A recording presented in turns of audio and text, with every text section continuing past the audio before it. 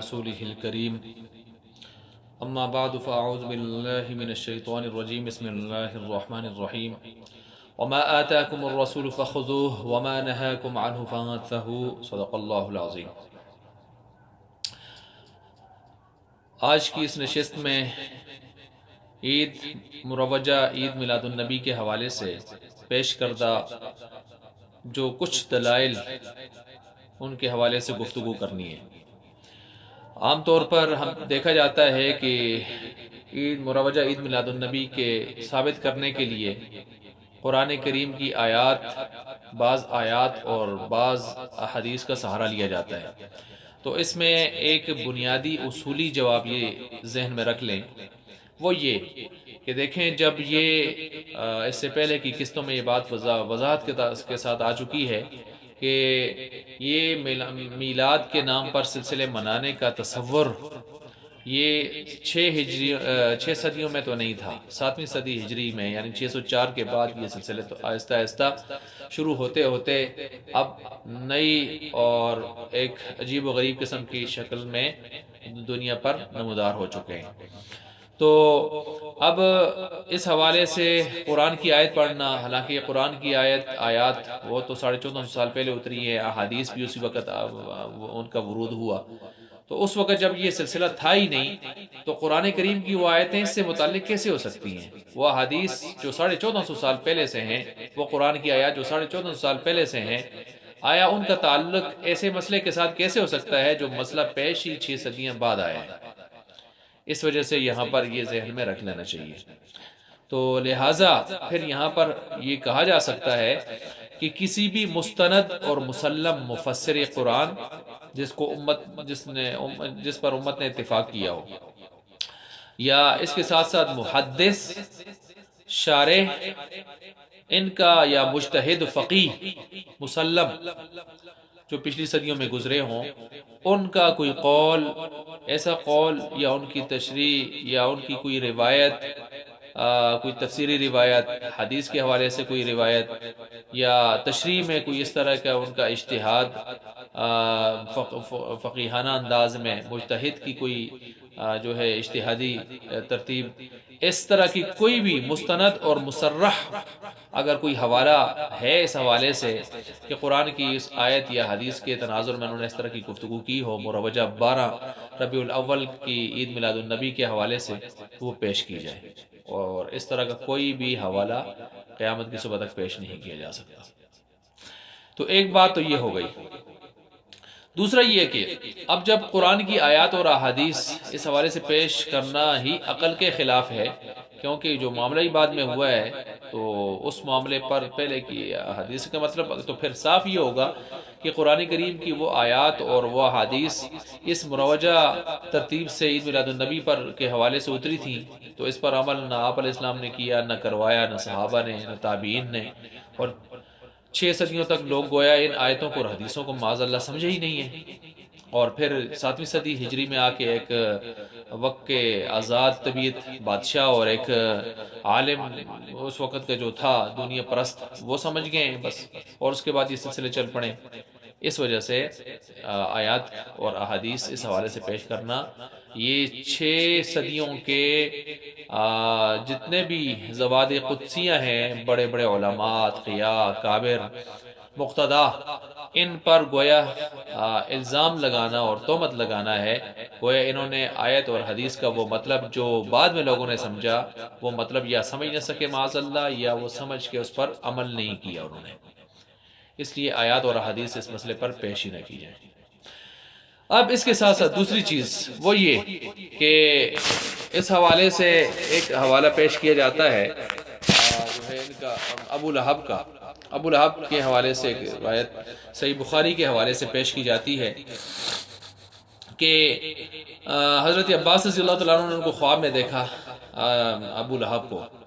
اور اس سے پوچھا کیا معاملہ ہوا، تو اس نے کہا کہ ایک انگلی میری جو ہے وہ عذاب سے بچی ہوئی ہے، تو اس سے جو ہے میں نے اشارہ دیا تھا جب مجھے خبر ملی تھی آپ علیہ السلام کی پیدائش کے حوالے سے، تو میں نے اپنی لونڈی صوبیہ اس کو جو ہے آزاد کر دیا تھا، تو وہ جو میں نے اشارہ دیا تھا اس انگلی، بس اس ایک انگلی کو اللہ نے عذاب سے بچایا ہوا ہے۔ یہ جو روایت اب وہ کہتے ہیں دیکھیں کافر اگر یہ اس طرح کی خوشی مناتا ہے تو اس کو اتنا فائدہ ہوتا ہے، تو جب مسلمان منائیں گے تو ان کو کتنی زیادہ راحت پہنچے گی۔ تو بھائی سیدھی سی بات ہے، حضرت عباس نے جس وقت یہ خواب دیکھا تھا اس وقت وہ حالت کفر میں تھے، تو حالت کفر میں خواب دیکھا تھا، اور گویا ایک کافر نے کافر کو خواب میں دیکھا تھا، تو ایک کافر کو خواب میں دیکھ رہا ہے تو وہ آپ کے ہاں حجت بن گئی، بڑی عجیب سی بات ہے۔ ایک بات تو یہ، دوسرا یہ کہ جس کو دیکھا تھا آپ کہتے ہیں وہ روایت بتاتی ہے کہ اس کی ایک انگلی اگر واقعی اس سے بچی ہوئی ہے عذاب سے، تو پھر قرآن کریم کہتا ہے تبت یدا، یدا یدن کی کا تثنیہ ہے، یعنی دو ہاتھ، تو دو ہاتھوں میں کتنی انگلی ہوتی ہیں؟ 10۔ تو قرآن سے تو یہ پتہ چل رہا ہے کہ اس کے دونوں ہاتھ 10 انگلیوں سمیت تباہ ہو گئے، برباد ہو گئے، اور تو اس لیے قرآن کو پہلے ہم لیں گے۔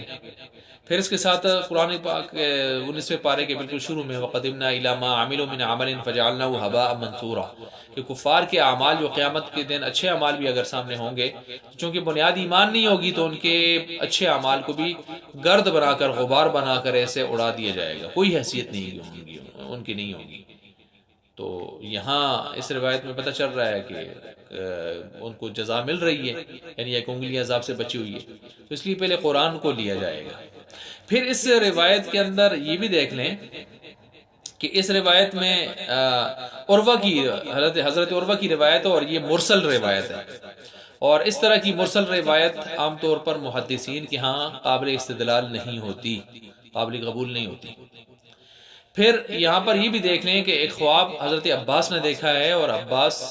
نبی اور رسول تو نہیں ہے نا رضی اللہ تعالیٰ عنہ، اور اس وقت تو حالت کفر میں بھی ہیں، تو غیر نبی کا خواب حجت نہیں ہوتا، اپنی ذات کے حوالے سے حجت نہیں ہوتا، تو دوسروں کے بارے میں کیا حجت ہوگا؟ نبی کا خواب حجت ہوتا ہے، نبی کا خواب۔ تو اس وجہ سے ایک تو یہ ذہن میں رکھیں، پھر یہ بھی ذہن میں رکھیں کہ اس روایت کے متن کے اندر بھی کچھ اضطراب کی صورتحال پائی جاتی ہے۔ وہ اس طرح کہ یہاں تو یہ مضمون آیا، لیکن سیر کی جو کتابیں ہیں اس کے اندر اگر آپ دیکھیں گے، الاصابہ کو دیکھ لیں، طبقات ابن سعد کو دیکھ لیں، الاستیعاب علامہ ابن عبد البر مالکی رحمہ اللہ کی کتاب دیکھ لیں، یا فتح الباری ابن حجر اسقلانی رحمۃ اللہ علیہ، ان میں تو یہ روایت اس ترتیب سے بھی آئی ہے کہ یہ صوبیہ جو انہوں نے آپ کو دودھ پلایا تھا، اور یہ آپ کے پاس آیا کرتی تھیں، اور حضرت خدیجہ رضی اللہ تعالیٰ عنہ کے ساتھ جب آپ کا نکاح ہو گیا، شادی ہو گئی، تو اس وقت بھی یہ آپ کے ہاں آیا کرتی تھیں، اور آپ ان کا اکرام فرمایا کرتے تھے آپ حضرات۔ اور اس میں تو یہ ہے کہ جب آپ ان کا اکرام فرمایا کرتے تھے، اور اس وقت بھی یہ لونڈی تھی، اور پھر ثم کے لفظ سے وہاں پر یہ آگے بات آ رہی ہے، پھر ابو لہب نے ان کو آزاد کر دیا، تو گویا ان کی آزادی کی بات اس وقت آ رہی ہے جب آپ کا نکاح بھی حضرت خدیجہ رضی اللہ عنہ کے ساتھ ہو چکا تھا، یعنی 25-26 سال یا سے اوپر کی عمر تھی، اس وقت جا کے جو ہے ان کو آزاد کیا گیا۔ تو اب آزادی کی بات ایک تو ادھر آ رہی ہے اور ایک ادھر آ رہی ہے، تو اس لیے بظاہر متن کے حوالے سے بھی اضطراب یہ چیزیں پائی جاتی ہیں۔ تو بہرحال ایک روایت یہ تھی جس کا میں نے کئی جواب آپ کے سامنے رکھ دیے ہیں۔ پھر اس کے ساتھ ساتھ ایک یہ پیش کیا جاتا ہے کہ آپ علیہ السلام نے اپنا عقیقہ فرمایا، حالانکہ آپ کا عقیقہ پہلے فرمایا گیا تھا، آپ کا عقیقہ آپ کے دادا غالباً انہوں نے فرما دیا تھا، لیکن آپ نے اپنی زندگی میں اپنا عقیقہ پھر فرمایا، تو عقیقہ بھی ایک ولادت کی خوشی ہوتی ہے، تو گویا آپ نے اپنی خوشی خود منائی ہے ولادت کی۔ تو بھائی عقیقہ خوشی منانے کا سلسلہ، یہ دلیل بنانا، یہ کہاں کا انصاف ہے کہ عقیقہ ہے نا، تو عقیقہ اگر خوشی کا اظہار ہے تو عقیقہ خود جانور کا ذبح کرنا خود بنفسی ہی اپنی ذات کے لحاظ سے وہ خوشی کا اظہار ہے، تو خوشی کا اظہار تو اسی عقیقہ میں ہو جاتا ہے، خوشی کا اظہار تو اسی عقیقہ کے اندر ہو جاتا ہے، پھر الگ سے اس کو دلیل بنا کر، معیار بنا کر ہم 12 ربیع الاول کے سلسلے شروع کر دیں، یہ کس طرح کی فقاہت ہے، کس طرح کا اجتہاد ہے؟ عقیقہ بذات خود خوشی کا اظہار ہے، سو وہ ہو گیا۔ اچھا، پھر آپ علیہ السلام نے ایک مرتبہ عقیقہ کیا نا، ایک مرتبہ عقیقہ کیا کہ ہر سال عقیقہ کرتے تھے، تو آپ اگر اس کو پہلے تو دلیل بنا نہیں سکتے، اگر بناتے ہیں تو پھر آپ ایک مرتبہ ربیع الاول 12 ربیع الاول منا لیں، تو ہر سال کیوں مناتے ہیں؟ آپ علیہ السلام نے ہر سال تو پھر عقیقہ نہیں کیا اپنا نا، ٹھیک ہے، ہر سال تو عقیقہ نہیں کیا، تو اس کو بھی دیکھ لیں۔ تو اسی طرح جو ہے ایک روایت اس حوالے سے یہ پیش کی جاتی ہے، ایک دلیل اس کے طور پر یہ پیش کی جاتی ہے کہ پیر کا روزہ آپ رکھتے تھے۔ تو کسی نے پوچھا پیر کا روزہ آپ کیوں رکھتے ہیں؟ تو آپ علیہ السلام نے فرمایا کیونکہ اس دن مجھ پر قرآن نازل ہوا اور اس دن میری ولادت ہوئی، پیر کا دن۔ تو ظاہر بات ہے پیر کا دن تھا، ربیع الاول تھا زیادہ مشہور قول کے مطابق، جیٹھ کا مہینہ تھا، ادھر اپریل کا مہینہ تھا، اس ترتیب سے۔ تو آپ علیہ السلام تو کہتے ہیں یہ دیکھیں آپ علیہ السلام اپنی ولادت کی خوشی میں روزہ رکھتے تھے۔ تو عجیب سی بات ہے، دیکھیں ذرا اس کا ایک جواب تو یہ ہے کہ جب روزہ آیا تو روزی تو ختم ہو گئی نا، تو پھر جب روزہ رکھتے تھے تو روزہ آیا تو روزی ختم ہو گئی۔ آپ تو 12 ربیع الاول کو روزیاں، بہت سارے کھانے پینے، جلوے حلوے یہ سلسلے کرتے ہیں، تو روزے سے جلوے کیسے ثابت ہو گئے؟ اچھا، پھر دوسرا یہ کہ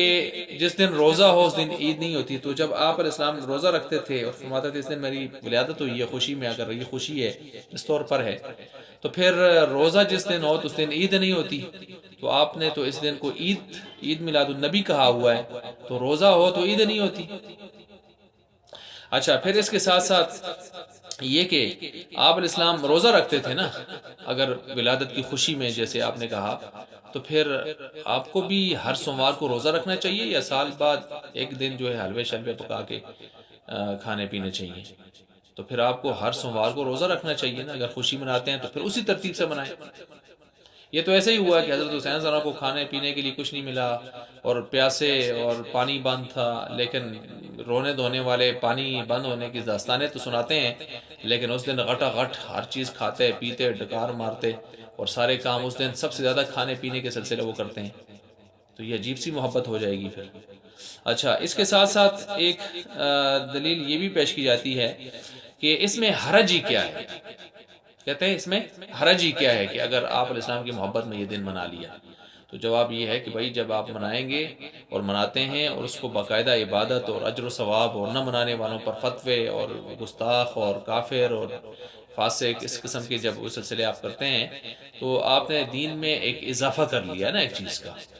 دین میں ایک ایسی چیز کو داخل کر دی ہے جو دین میں اس سے پہلے نہیں تھی۔ تو امام مالک رحمۃ اللہ علیہ کا وہ قول پھر یہاں یاد رکھنا چاہیے کہ اگر کوئی شخص دین میں اپنی طرف سے نئی چیز گڑھے، اس کو اچھا بھی سمجھے، تو اس نے گویا آپ علیہ السلام پر وہ گویا الزام لگا رہا ہے کہ آپ علیہ السلام نے دین مکمل نہیں پہنچایا تھا، میں آج اس کو مکمل کر رہا ہوں، میں آج اس کو مکمل کر رہا ہوں۔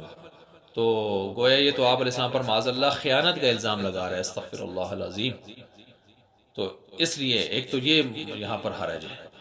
اور دوسرا یہ ہے کہ وہ روایت کہ جو حوض کوثر پر بہت سے لوگ آئیں گے اور آپ علیہ السلام آگے بڑھیں گے ان کی طرف، لیکن پھر آگے فرشتے رکاوٹ میں ڈال دیں گے کہ آپ کو نہیں پتا کہ آپ کے بعد انہوں نے آپ کے دین میں کیا کچھ نئی نئی بدعات اور یہ چیزیں گڑی تھی، نئی نئی بدعات گڑی تھی۔ تو دیکھیں بدعتی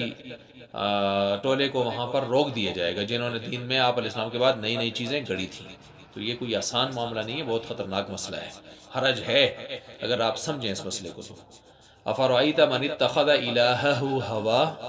قرآن یہی کہتا ہے نا کہ اپنی خواہشات کو تم نے غلام بنا لیا ہے۔ اور آپ علیہ السلام کیا فرماتے ہیں کہ لا یؤمن احدکم حتی یکون ہواہ تبعا لما جئت بہ، تم میں کوئی شخص اس وقت تک کامل مومن ہو ہی نہیں سکتا کہ جب تک وہ اپنی خواہشات کو میرے لائے ہوئے دین کے تابع نہ کر لیں۔ اچھا، پھر ایک آخر میں یہ بھی دلیل دیتے ہیں، کہتے ہیں کہ منع کا ثبوت کہاں ہے، کہاں لکھا ہے کہ نہ منائیں؟ تو یہ تو بڑی عجیب سی دلیل ہے اور مضحکہ خیز قسم کی دلیل ہے۔ وجہ کیا ہے اس کی؟ ایک وجہ تو یہ ہے کہ ایک حدیث ہے، حدیث متواتر، البینۃ علی المدعی والیمین علی ما انکر، ثبوت دینا یہ ذمہ داری ہوتی ہے دعویٰ کرنے والے کی، ثبوت دینا ذمہ داری ہوتی ہے دعویٰ کرنے والے کی۔ دعویٰ کیا ہے عید میلاد النبی والوں نے جنہوں نے کیا ہے، دلیل وہی دیں گے ثبوت پر۔ اب جب ان کے پاس ثبوت پر دلائل نہ ہوئے تو وہ یہ کہیں کہ آپ منع پر دلیل دیں، تو یہ حدیث متواتر کے خلاف بات جا رہی ہے، کیونکہ ثبوت وہی دے گا کہ جس نے عید میلاد النبی کے ہونے کا قول کیا ہے، دعویٰ کیا ہے نئی عید کا۔ اب دو عیدیں مسلمانوں کی متفقہ ہے، تیسری اگر ایک خاص طبقے نے نکالی ہے تو وہی اس پر دلیل دیں گے۔ پھر اس کے ساتھ ساتھ اگلی بات یہ ہے کہ ایک عقلی مثال سے اس بات کو سمجھیں. مثال کے طور پر ایک گاڑی کھڑی ہے، پولیس والے ٹریفک والے پوچھتے ہیں کسی راستے پر جانے والے آدمی سے، مسافر سے، بھائی یہ گاڑی آپ کی ہے؟ تو وہ کہے نہیں میری نہیں ہے، نفی کر دے، تو اس کو اچھا اس کو کیا کہیں گے؟ اچھا ٹھیک ہے جائیں. یہ تو نہیں کہیں گے نا. آپ کہتے ہیں نہیں ہے تو نہ ہونے پر مجھے ثبوت دیں کہ گاڑی آپ کی نہیں ہے. تو وہ کہے گا جی آپ پاگل ہو گئے، نہ ہونے پر ثبوت نہیں دیا جاتا، جب میں ہونے کا دعویٰ کروں تو پھر مجھ سے ثبوت مانگے نا. پھر کہیں رجسٹری لاؤ، فائل لاؤ، ریٹرن فائل لاؤ، فلاں لاؤ فلاں لاؤ. میں کہتا ہوں میری نہیں ہے تو آپ مجھ سے کس چیز کا ثبوت مانگ رہے ہیں؟ تو اس لیے اس چیز کو آدمی کو سمجھنا چاہیے، ہونے پر ثبوت مانگا جاتا ہے نا. اچھا پھر اس کے ساتھ ساتھ یہ بھی یاد رکھیں، اگر یہ دلیل دی جائے، جیسا کہ بعض حضرات دیتے ہیں، کراچی کے ایک مولوی صاحب ہیں وہ اس طرح کی دلیلیں دیتے ہیں، اور بھی بعض میں نے سنی ہے، تو کہتے ہیں جب منع نہیں ہے تو ہر وہ کام جو منع نہیں ہے وہ کر سکتے ہیں. تو اس طرح تو پھر سارا دین بگڑ جائے گا، حلیہ ہی بگڑ جائے گا سارا. کیسے؟ سنیں. مثلا 5 نمازیں پڑھنے کا حکم ہے دن رات میں، 5 گانا نمازیں، تو 6 سے روکا ہے تو پھر چھٹی بھی شروع کر دیں، اور یہ دلیل دیں کہ روکا کہاں ہے چھٹی نماز پڑھنے سے، 7ویں نماز پڑھنے سے، ہم چھٹی بھی پڑھیں گے 7ویں بھی پڑھیں گے. تو کہا جائے گا نہ بھائی نہ، یہ دلیل آپ کی غلط ہے. ایسے ہی رمضان کے روزے، تو کوئی اس کے بعد جو ہے آگے شوال کے روزے یا رمضان سے کچھ دن پہلے کے روزے شروع کر دے، یا رمضان کو جو ہے وہ 2 مہینے پر لے جائے، اس کے روزوں کو اگلا مہینہ بھی ساتھ ملا لے، تو ویسے بے شک رکھے نفلی، لیکن رمضان کی حیثیت سے، فرض کی حیثیت سے کیا یہ اختیار ہوگا کہ اللہ کے نبی نے روکا نہیں ہے تو آگے بڑھا دیں، زیادہ کر دیں روزے؟ ایسا نہیں ہوگا. ایسا ہی صبح کے اگر 2 فرض ہیں تو کوئی 4 پڑھنا شروع کر دے، کہے جی 4 سے تو روکا تو نہیں ہے نا، تو 4 پڑھتا ہوں. یا تسبیحات فاطمی ہے 33 مرتبہ 34 مرتبہ سبحان اللہ الحمدللہ اللہ اکبر، اس ترتیب سے. اب اگر کوئی کہے جی 40 پڑھنے سے تو نہیں روکا آپ علیہ السلام نے، تو میں 40 بار پڑھوں گا، تو کیا خیال ہے کہ ٹھیک ہوگا؟ اس طرح پھر دین کا حلیہ بگڑ جائے گا. عیدین کی نماز میں اذان اور اقامت نہیں ہے، تو کوئی کہے جی اللہ کے نبی نے اذان اور اقامت سے روکا نہیں ہے کسی صریح حدیث کے اندر، تو لہٰذا میں اذان اور اقامت دینا چاہتا ہوں، تو کیا یہ ٹھیک ہوگا؟ یہ دلیل اس کو ٹھیک بنے گی؟ اسی طرح حج کا طواف ہے، سعی ہے صفا مروہ کی، وہاں 7 طواف ہیں، 7 چکر ہیں. تو اب کوئی کہے جی 8-9 مارنے سے تو نہیں روکا نا، تو میں ادھر بھی 8 چکر لگاؤں گا طواف میں، ادھر بھی سعی کے اندر 9 لگاؤں گا، تو کیا اس کی یہ بات ٹھیک ہوگی؟ نماز میں 2 سجدے ہیں تو 300 روکا نہیں ہے، میں آئندہ 3 سجدے کروں گا، 4 سجدے کروں گا ہر رکعت میں، تو یہ دلیل ٹھیک ہوگی؟ رکوع ایک ہے تو میں 4 رکوعوں سے کہاں روکا ہے، میں 4 رکوع کروں گا. ٹھیک ہے. اب ثنا پڑھتے ہیں، اللہ اکبر پڑھ کے ثنا پڑھتے ہیں، اللہ کی تعریف پہلے کرتے ہیں. تو اب اگر کوئی اٹھے اور کہے جی ہم چونکہ اذان سے پہلے بھی الصلاۃ والسلام علیکہ یا رسول اللہ درود پہلے پڑھتے ہیں اور اللہ اکبر اللہ کا نام بعد میں لیتے ہیں، تو اب ہم نماز میں بھی یہی کام شروع کریں گے، درود پہلے شروع، اللہ اکبر پڑھنے کے بعد درود پہلے پڑھیں گے، اور ثنا جو ہے درود کی جگہ آخر میں جا کے پڑھ لیں گے یا بعد میں پڑھ لیں گے درود کے بعد. تو کیا اس کی دلیل ٹھیک ہوگی؟ اللہ کے نبی نے روکا تو نہیں اس طرح کرنے سے. تو یہ بات ہی غلط ہے بھائی، یہ اصول کے خلاف ہے،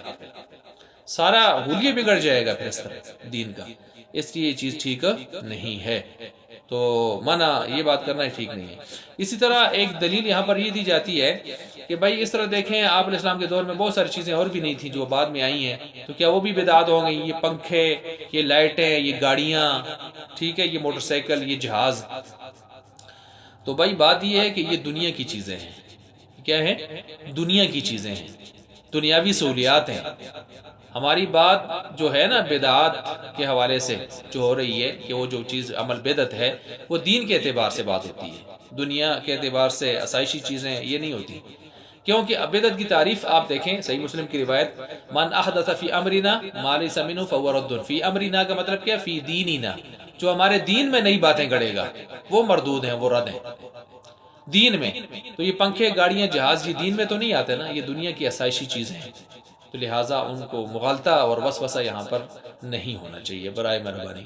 تو وہ الگ چیز ہے، دنیا کی وہ آسائشیں ہیں، وہ یخلق ما لا تعلمون میں آتی ہیں، اور بھی آتی رہیں گی، دنیا کی آسائشی چیزیں ہیں، ان کو دین کے ساتھ یہاں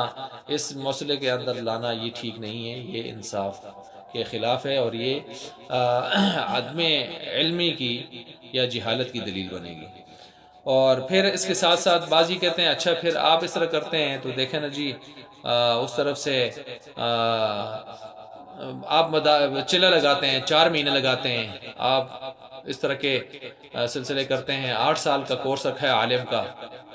تو یہ کہاں سے ثابت ہے کہ عالم بننے کے لیے 8 سال پڑھنا ہوگا، چلہ لگانا ہوگا، 4 مہینے لگانے ہوں گے؟ تو اس طرح کے سلسلے کہاں سے ثابت ہو گئے؟ تو آپ نے یہ تو دین کا حصہ بنا دیا۔ تو جواب یہ ہے کہ چلہ 4 مہینے سے روزہ 7 ماہ 4 ماہ، یہ مدرسے کا 8 سالہ عالمانہ کورس، یہ ہم نے کب کہا ہے فرض ہے، واجب ہے، سنت ہے، مستحب ہے، بڑے ثواب کی چیز ہے، اور یہ اس ترتیب سے عبادت ہے؟ یہ تو ہم نے بطور ثواب اور عبادت کے نہیں کرتے، بلکہ یہ صرف اور صرف نظام تعلیم اور نظام تربیت کا کورس ہے، کورس۔ جیسے دنیا میں ہر ادارے نے اپنے، ہر تعلیمی ادارے میں، اسکول ہے، کالج ہے، یونیورسٹی ہے، مدرسہ ہے، مکتب ہے، انہوں نے اپنے کورس رکھا ہوتا ہے نا، اس کورس کے ذریعے ایک مدت مختص کی ہوتی ہے، ایک نظام مختص کیا ہوتا ہے، کچھ لٹریچر مواد مختص کیا ہوتا ہے جس کی روح سے تاکہ پڑھ کے آدمی میں صلاحیت پیدا ہو جائے آگے شعبوں میں کام کرنے کی یا آگے مزید پڑھنے کے لیے، ایک بیس بن جائے اس کی۔ تو یہ جو کورس یا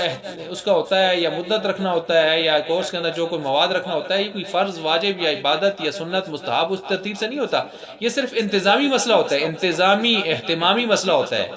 انتظامی اور اہتمامی مسئلہ ہوتا ہے۔ اس کو آپ اس طرح نا، آپ نے وہاں تو باقاعدہ اس کو دین کا حصہ بنا دیا ہے، شریعت کا حصہ تقاضا بنا دیا ہے، اجر اور ثواب کا معاملہ بنا دیا ہے، گویا اس پر آپ قرآن کی آیتیں پڑھتے ہیں، حدیثیں پڑھتے ہیں اس کو ثابت کرنے کے لیے، اس طرح کے معاملات کرتے ہیں، لہٰذا اس مسئلے کو اس مسئلے کے ساتھ نہ لگایا جائے۔ وہ انتظامی مسئلہ ہے اور یہ آپ کا باقاعدہ بنایا ہوا دینی مسئلہ بن گیا ہے، مذہب کا حصہ بن گیا ہے۔ تو اسی کے ساتھ ساتھ یہ دیکھیں نا کہ ہم نے کب کہا ہے کہ پکی مسجد میں پڑھنے سے نماز اتنا اجر زیادہ ہو جائے گا اور کچی میں کم ہو جائے گا؟ لاؤڈ سپیکر میں نماز پڑھائے گا امام صاحب تو اس کی نیکیاں زیادہ ہوں گی، اور غیر لاؤڈ سپیکر میں جو ہے وہ اس کی نیکیاں کم ہو جائیں گی۔ قالین والی مسجد میں اتنی نیکیاں ہوں گی اور اس میں، تو یہ کب کسی نے کہا ہے؟ نہیں، یہ تو سہولیات ان چیزوں میں یا انتظامی معاملے ہوتے ہیں، تو اس لیے فرق کیا جائے ان میں۔ اچھا، ایک دلیل یہ دی جاتی ہے کہ جب عیسائی اور ہندو وغیرہ وہ جب مناتے ہیں، خاص کر عیسائی جب عیسی علیہ السلام کو مناتے ہیں کرسمس ڈے، تو ہمیں حق پہنچتا ہے ہم امام الانبیاء والمرسلین کا بھی عید میں ان کے جو ہے ولادت باسعادت کو، اس دن کو منائیں۔ تو اس کا جواب میں پیچھے دے چکا ہوں کہ پھر اس حدیث کا کیا کریں گے؟ تو آپ علیہ السلام نے جو فرمایا تھا کہ تم پہلی قوموں کی قدم بقدم، بارش پہ بارش پیروی کرو گے، اور یہاں تک کہ اگر وہ انہوں نے ماں سے منہ کالا کیا تو تم بھی یہ کرنے کی کوشش کرو گے، اگر انہوں نے گو کے سوراخ بل میں وہاں پر گھسے ہیں، داخل ہونے کی کوشش کی، تم وہاں بھی سر دینا کہ وہاں داخل ہونے کی کوشش کرو گے۔ تو یہ تو مذمت بیان ہے، یہود و نصارہ کی تشابہ سے روکا ہے۔ آپ علیہ السلام جب